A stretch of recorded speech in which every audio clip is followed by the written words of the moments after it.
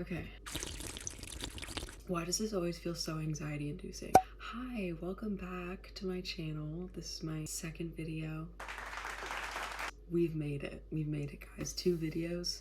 Wow. Today I have 2 things for you. First, I thought I would go over like my February TBR slash reading plans for February. I know it's a couple days into February already, but I thought I would share what I plan on reading this month, and then at the end of the month when I do my February wrap up, we can see how much I actually read, which will be very interesting because I think I'll probably not read every single book. I did pretty good last month though. I made a TBR last month and it was pretty good.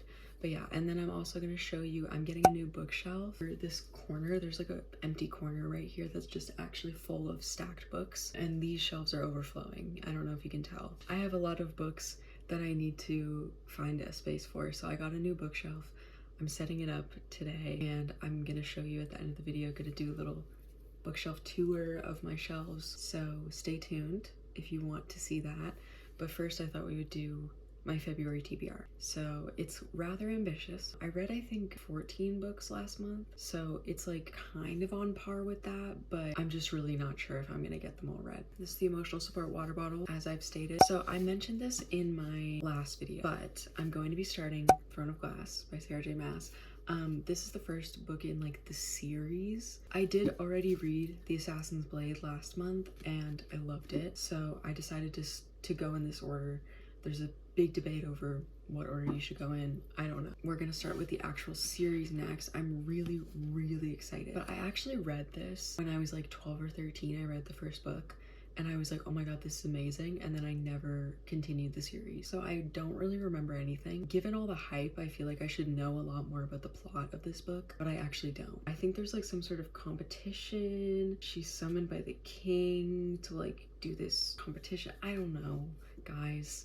I don't know, but I ate up The Assassin's Blade, so I'm really excited to read that. Next, another very hyped book that everybody really loves, Iron Flame. This is the sequel to Fourth Wing, which I read in I think December, and I really enjoyed it. I didn't think that it was like the only book ever, you know what I mean? Like everybody was like, this is the fantasy book, and I just didn't really feel that way. I thought it was kind of sloppy and a little silly at times, but I did really enjoy it. I thought it was campy. This book is actually massive, 600 pages, and this is the font. Ready?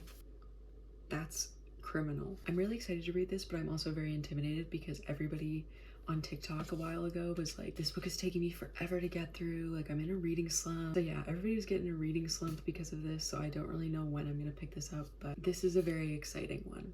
This is very exciting. We have The Dream Thieves by Maggie Stiefvater. This is the second book in the Raven Boys series.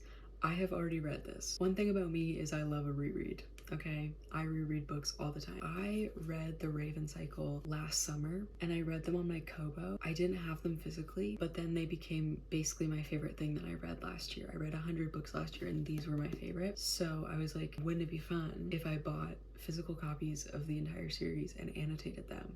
So that is what I'm doing. So I've already read this, but I want to reread it and annotate it. I'm so excited. This was my favorite one in the series. So yeah, if you don't know the Raven Cycle, it's kind of hard to summarize, but it's a fantasy series, very much found family. It's very whimsical and magical. I love the writing. It is so just colorful. I really love it. And it's not like high fantasy, like it's not really that different from our world. There's just magic that exists. If you want me to talk more about it, I will talk at length about it if you want me to. So another ginormous book, A Conjuring of Light by V.E. Schwab. This is the third book in the Darker Shade of Magic trilogy. This is like such a known series, so I feel like I can't really articulate it properly, but I read the first 2 a couple months ago. It's been a while since I read one of these. I have a tab in it because I was gonna read it, but this is like 600 something pages, but it's basically this world where there are 3 dimensions. And so there are 3 Londons. So there's Red London, White London, Black London, or sorry, Red London, White London, Gray London. And then there's Black London that fell under dark magic and has like ceased to exist. And there's magic and portals and worlds and all kinds of good stuff. It's a really good adult fantasy series. I've really loved the series so far. I didn't love the second one as much as I loved the first one, but I have hope that this will be a satisfying conclusion. I also do have, she recently expanded the universe, The Fragile Threads of Power. This is a spin-off series of the Shades of Magic trilogy. I don't really know what this is about because I haven't read the third book in the original series, but I did buy this. It has residue on it. We have another reread. Oh my gosh. Why am I always rereading my favorite book? Emily Wilde's Encyclopedia of Fairies. This book, oh my gosh. I love this book. I read this last year and it was one of my top favorite books of the year, and so I decided to buy it physically because the sequel came out. So this came out a couple weeks ago and I bought the first book so that I can reread this one and annotate it, and then I can read the new one. This series, really sweet. It's an adult fantasy series. It follows Emily Wilde, obviously. She's a professor and she's working on an encyclopedia of fairies because she majorly studies fairies, and so fairies are like an academic realm in this world. So yeah, she studies fairies and she's going this like remote location to study the fairies there because there are kind of like fairies, different kinds of fairies all over the world. So she goes to this certain place to get information for her encyclopedia. Things follow from there. It's very interesting. I feel like I can't do it justice, but it is a very compelling series and I really loved this. It's only like 300 pages. It's really short and sweet. The romance is really amazing because there is a romance, so it's really good. Those are all the physical books that I have. This is my Kobo. Do you like the stickers? I love them. I got this pop socket for Christmas. I'm not part of the Kindle gang. I have a Kobo because I'm Canadian.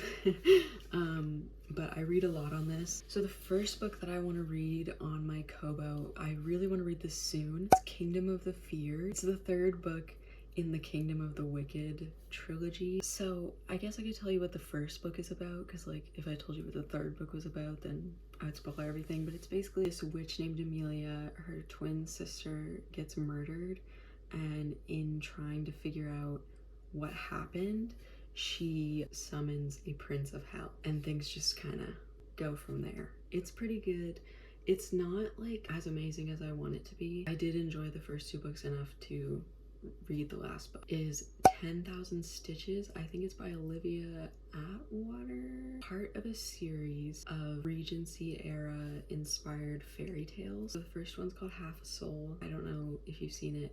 It circulates in recommendations on the internet, and I read it in December. It's just, they're all like under like 300 pages. So I really enjoyed Half a Soul. It's just quick and fun standalone fantasy. This is the next one. I think it's like a Cinderella retelling. I don't know. So yeah, I also really want to read All of Us Villains, which is another fantasy series. If you're surprised at all the fantasy, this is how it is around here, okay? I read a lot of fantasy. All of Us Villains, I actually don't really know what the plot is. I've heard it's kind of like almost Hunger Games-ish, but like quite different. I don't really know. There's some sort of competition game. I just wanted to read it because Harry Can Read, one of my favorite booktubers, recommended it.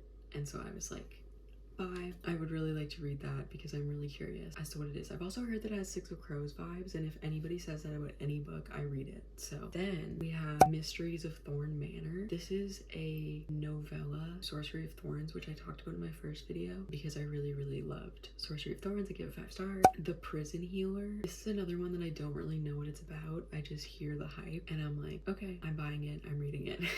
I think it's like, I don't really know actually at all what it's about. I see it so much on TikTok, and I've seen quite a few people rate it really highly on YouTube as well. So I'm just really curious. It's another fantasy trilogy, so I thought might as well try it out. No shame in trying it out. Then we have, I'm actually really excited about this one, Mistborn by Brandon Sanderson. I'm so excited to read this. I've been trying to get my hands on this book for months. Like I was gonna read it on my Kobo from the library on Libby, and the wait time was like 20 weeks, but I was like, you know what, I'm gonna wait because I didn't feel like buying it. I didn't have any money, so I waited like 2 or 3 months, and I was like, okay, I'm gonna buy it, and it wasn't there. So I was like, okay, fine. So I bought the ebook because the ebook was only like $8, but I do really want to get into Brandon Sanderson's work as a fantasy reader. Then we have the last book on my Kobo is God Killer.